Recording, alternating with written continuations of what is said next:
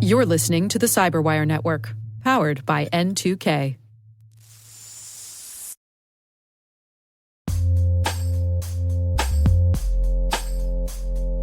Hello, dear listeners.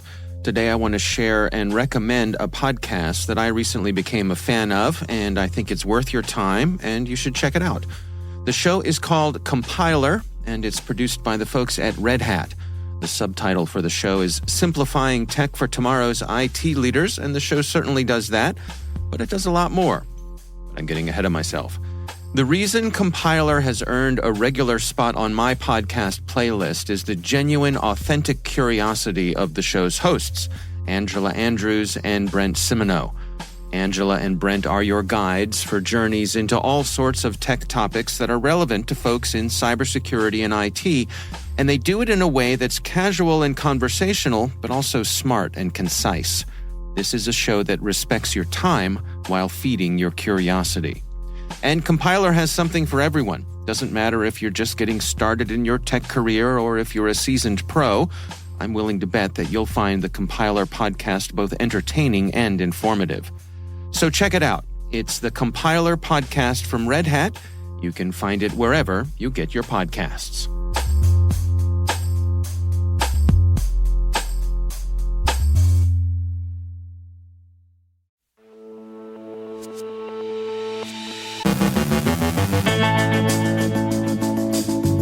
A new variant of Chae malware is described. A smishing Triad impersonates postal services. A MinIO storage exploit's been reported. Okta warns of attackers seeking senior admin privileges. LockBit compromises a UK security contractor. DDoS takes down a German financial regulator's site. Infamous Chisel is a GRU combat support. Joe Kerrigan on Meta uncovering a Chinese influence effort. Our guest is Connie Stack, CEO of NextDLP, discussing data breach notification procedures. And please remember to change your default passwords.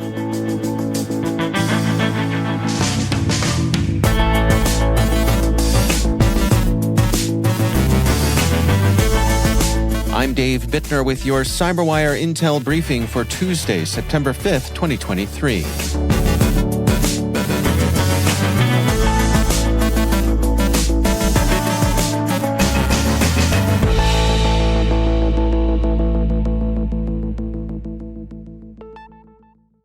Morphisec this morning published a description of a new variant of the Chae malware, Chae 4, which is being used against the financial services and software supply chain sectors. Among the affected targets are Mercado Libre, Mercado Pago, WhatsApp Web, Italbank, and MetaMask, as well as content management systems including WordPress, Joomla, Drupal, and Magento. The identity of the threat actors behind the malware is murky, but they've come to be known as Lucifer. The original Chae version was first described in November 2020 by CyberReason, which found it active against e-commerce customers in Latin America, especially Brazil. The current variant, like its predecessors, is a criminal tool used to steal information, especially credentials, that can be subsequently exploited for online theft. Chae 4 has been completely rewritten in Python and is more difficult to detect than earlier variants. It also features a modular design that lends it greater adaptability.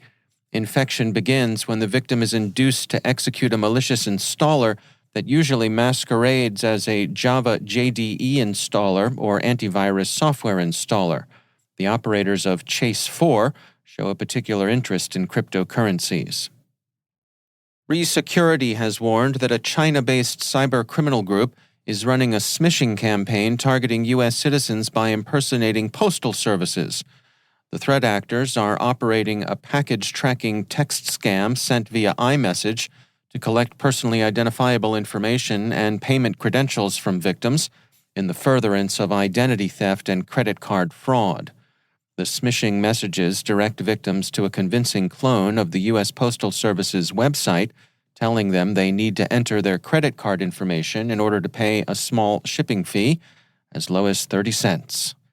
The threat actor has targeted users in numerous countries in the past by impersonating the UK's Royal Mail, the New Zealand Postal Service, among others. Researchers at Security Joe's have found that a threat actor was exploiting two vulnerabilities in the distributed object storage system MinIO to steal data and execute arbitrary code.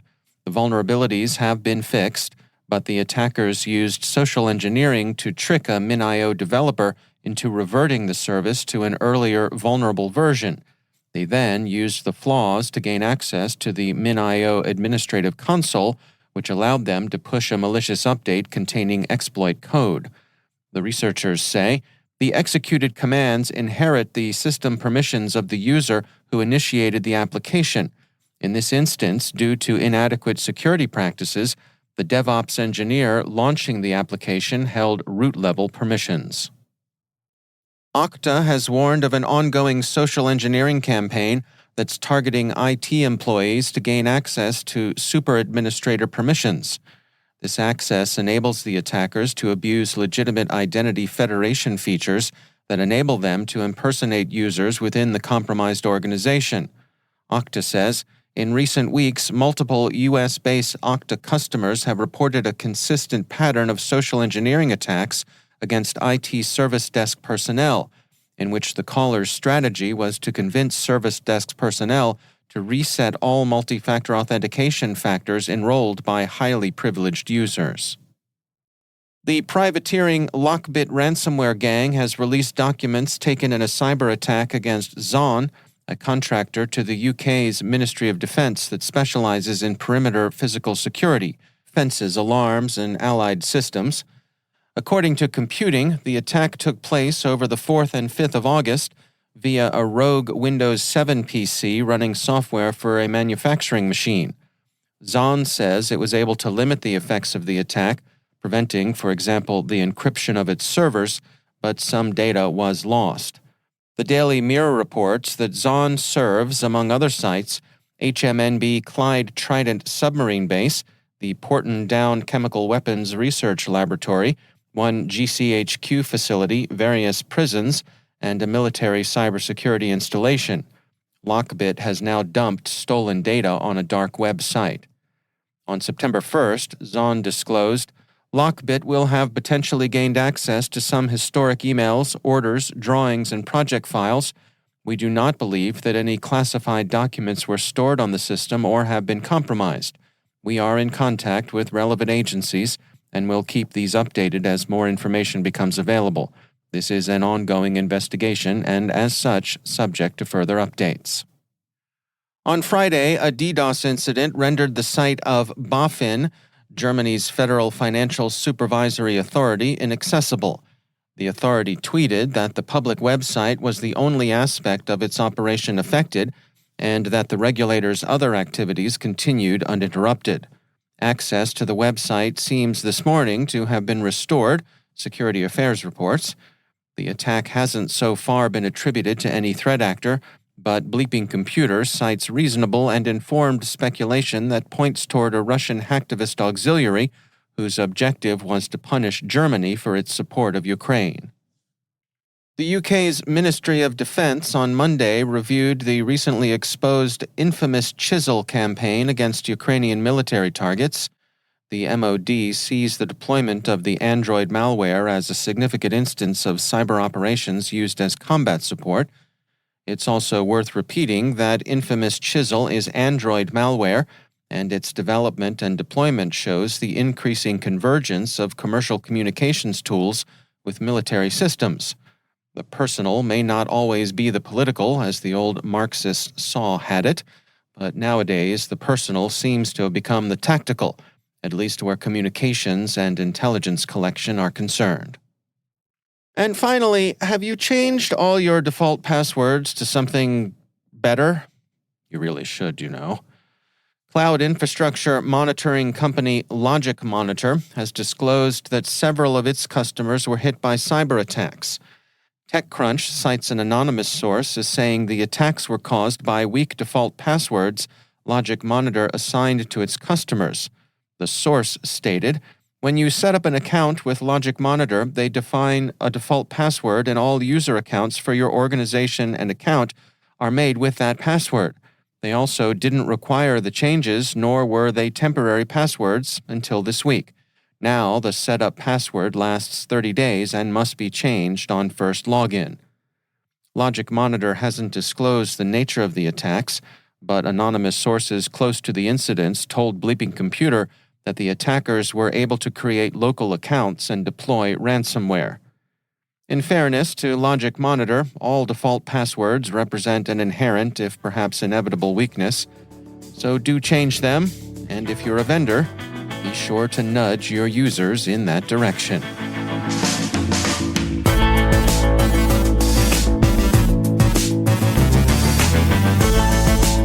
Coming up after the break, Joe Kerrigan explains how Meta uncovered a Chinese influence effort. Our guest is Connie Stack, CEO of NextDLP, discussing data breach notification procedures. Stay with us.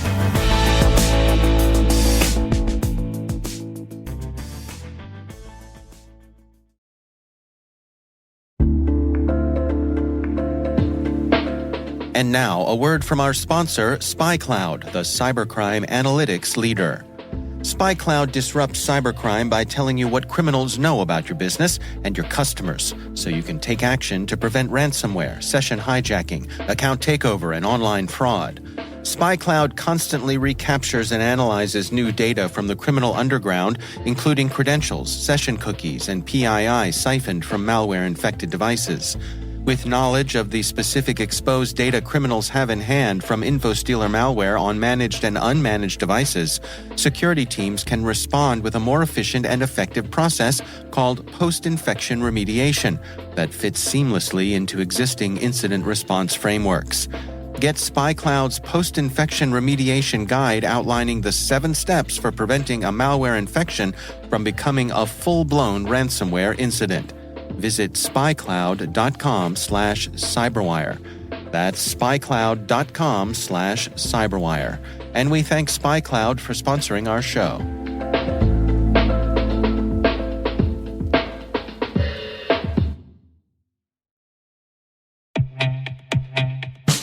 Tired of cybersecurity mega conferences?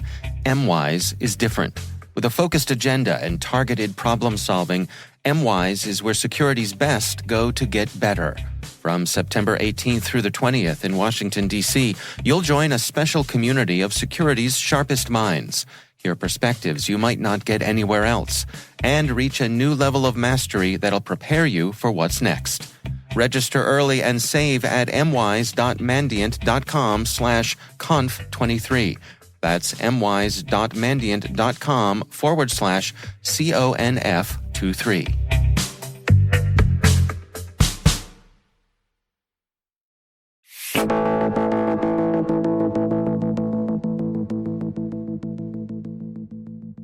Where does your organization stand when it comes to data breach notification procedures? Do you have a runbook, a framework, outside counsel on retainer, perhaps a PR company on speed dial? Connie Stack is CEO of data protection firm NextDLP, and I spoke with her about navigating the complexities of data breach notification requirements.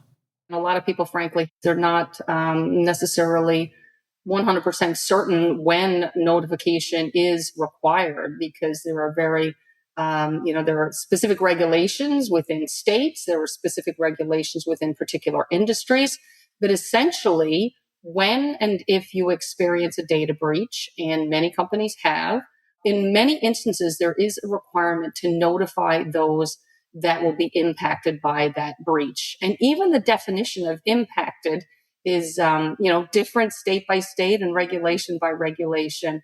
But essentially, I think a good rule of thumb is that if sensitive information is lost, information like PII or personally identifiable information, information governed by HIPAA or the Health Information Portability and Protection Act, those are the kinds of data that if you have a breach at your organization and you believe sensitive information in either one of those categories or potentially even intellectual property is lost, there should be notification required in those instances. So good rule of thumb, you lose PII, you lose PHI, you lose PCI, credit information, you can assume notification is required.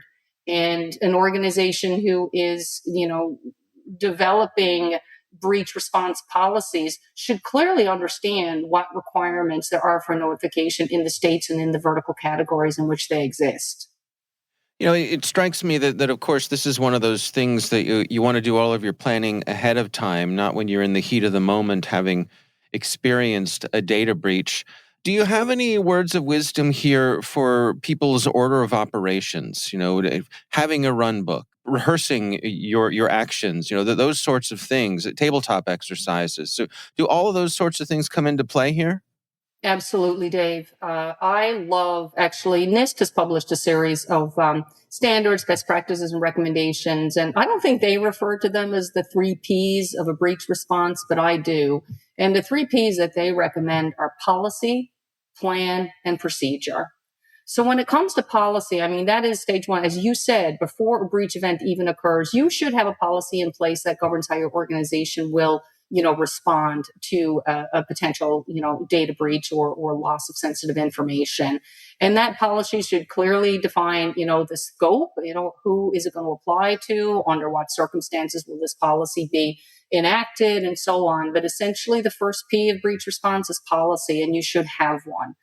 The second one, which really falls out of that policy, is your plan for breach response, right? I mean, this is your high level strategy for implementing, that data breach policy. So the plan really should identify all the organization resources that you're going to tap into, any required management support. If you require any, tailored kinds of communications, you might want to enlist the help of a PR firm and make that a part of your plan, and so on. And then out of that plan is a set of procedures that you should be able to follow. It should be, again, well defined. You should have, the ability to follow those clearly because, again, you have predefined those as a part of your overall data breach, policy. And typically when it comes to these procedures, the first thing any organization who suspects a data breach or has confirmed a data breach, they absolutely want to contain the impact of that breach, right? They've got to work hard. If they were breached because of a vulnerability in software that they use, then you got to patch that vulnerability, right? You need to make sure you're containing the impact of the the attack or the breach that you've suffered. And then you really need to assess and quantify, right? What was the extent of this breach, right? Because the extent of the breach will determine whether or not indeed it is disclosable and whether you need to notify those people who may have been impacted.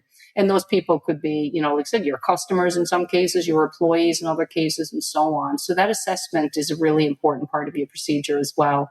And then the notification comes in, and here's where, you want to be crystal clear with your notification procedures. You want to understand who has to be notified, within what deadlines and timelines they need to be notified, what methodologies or approaches you can take to notify them. And they can range from, email to social media posts to special pages on your website and so on and so forth. And then ultimately, review and refine. You want to make sure that the response to your breach was sufficient, that you minimize the damage to your business, and that you've put corrective measures in place and put improvements in place to your breach policy and notification policies that you may have, acted against in this particular breach, that they need refinement moving forward. That should be a part of it as well. Once the notification happens, I think that, like I said, review, refine is a critical step that often gets, I think everybody just takes a deep breath and go, whoa, we survived. But you really should make it a constant, improvement cycle, where possible, because you will learn things with every potential breach and containment exercise and notification exercise that you would then apply, should you suffer a breach again in the future. We don't want that to happen, of course, but sometimes, it does, frankly. There's certainly everybody, practitioners of security know it's very difficult to plug all the holes, and the bad guys just need to find that one, right? So it can happen more than once, and you want to be prepared and handle, the breach as professionally and efficiently and effectively as possible to minimize the damage to your business, your customers. That's really a top priority. Who within an organization should have ownership of this? It really it should be security should be your quarterback. I think it is atypical for an organization to have somebody outside of security quarterbacking these kinds of efforts. But it does not mean you don't enlist the support of others outside of the security team, because you may need people from within the business organization or in a line of business to help you truly understand the sensitivity levels around data that might have been lost or exposed in any kind of breach. So you're going to put together a cross-functional team that the cybersecurity or your experts and your security team, CISOs often quarterback these, like I said, these response efforts. But again, there is, even within your organization, notifications are required to senior management, potentially to boards. If you're a publicly traded company, board notification is going to be important as well. So it usually is security that quarterbacks. But again, many members of your team across functional areas of the business should be supporting the breach response and notification effort as well. That's Connie Stack. She's CEO at data protection firm NextDLP.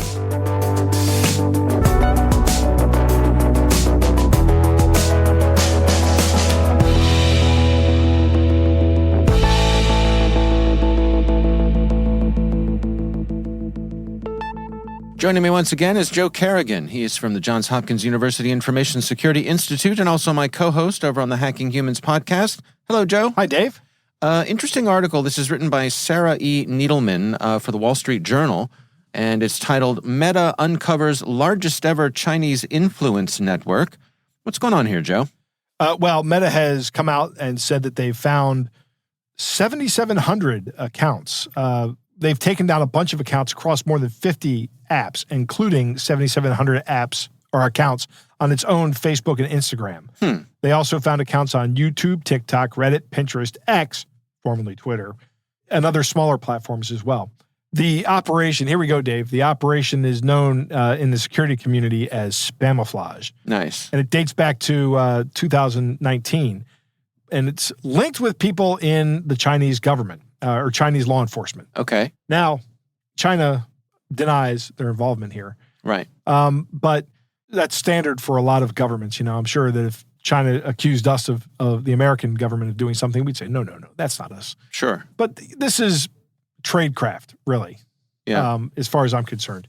But this is the largest takedown that Meta has ever orchestrated. 7,700 accounts on their systems. It's interesting that, first of all, 7,700 doesn't sound like a huge number to me relative to the size of Meta's platforms. And also, if you think of just populations of both the U.S. and China, there's 7,700. Big, but not huge. Right. It's interesting to me, too, that Meta says that their view of this is that these really didn't get a whole lot of traction. They didn't get a whole lot of traction. And maybe it's because of the small size of the network, but I don't think that's really why. I think it's probably because they were doing this. It was called by Ben Nemo, who's a global threat intelligence lead at Meta, said they're throwing spaghetti at the wall to see what sticks. So they're just going with quantity over quality. So that's why it's probably not the most effective. There was a bunch of criticism in these social network sites about election interference and allowing election interference in the 2016 election. Right. And of course, everybody thinks they cleaned up their act, right? But I don't think that's what's going on. This is why I say, don't get your news from social media, right? Just don't do it. Don't look at that. Don't let something on social media you see irritate you. It's probably not true. You owe it to yourself to take the time to find out, and through sources that you've vetted, to go and look at whatever it is that's being said to see if it's true. Now, these were all pro-Chinese messages and messages meant to disparage the U.S. Right. In this campaign, there's also mention of a Russian campaign, which was a social media campaign meant to decrease the population's desire for support for Ukraine. So, I mean, this is how again, I say this is tradecraft for these folks. This is what they're doing. They're trying to change change how people think about this, so maybe they reprioritize when it comes time for them to vote in their elections. Well, I suppose in a country as divided as ours is right now, if you're able to move that needle even just a little bit, that could make a difference. Yeah, that's right. And sadly, I'll say this about people in America, it's like shooting fish in a barrel on social media. You know, these social media apps are designed to keep you engaged. Right. They're designed to keep your eyes on the page. That's what they are intended to do. And the algorithm behind the app and what gets put on your page does not care if you're a Democrat, a Republican, a Libertarian, a Green Party member.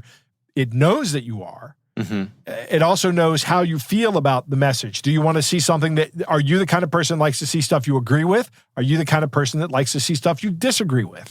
Are you the kind of person that engages angrily with other people? It doesn't make any distinction about your feelings on the subject. All it cares about, the only metric it's using, is how much time you spend on the platform. Yeah. So that's why people are remarkably susceptible to these things. Not particularly to this campaign, because this campaign wasn't that well run. But a better run campaign can be much more effective. Yeah, well, and certainly as we're in the run-up to the next round of national elections here, this is the kind of fun thing cycle, Dave. We're going to see a lot more of this. Yeah. Yeah. All right, again, article from the Wall Street Journal written by Sarah Needleman. Joe Kerrigan, thanks for joining us. It's my pleasure, Dave.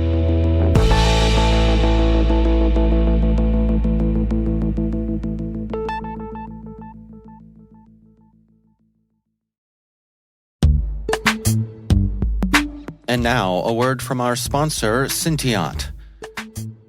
As an 8A Hub Zone minority and woman-owned small business company, Syntiot specializes not only in software engineering, but in artificial intelligence and cybersecurity as well. Syntiot's customers, and they retain those customers, include the U.S. Department of Defense, the intelligence community, and the Departments of State and Justice. Their mission is to protect the systems that protect the people who protect us. If you're looking for a partner in accomplishing your mission, check out Syntiot.com. That's Cinteot.com. Your partners in everything data and cybersecurity.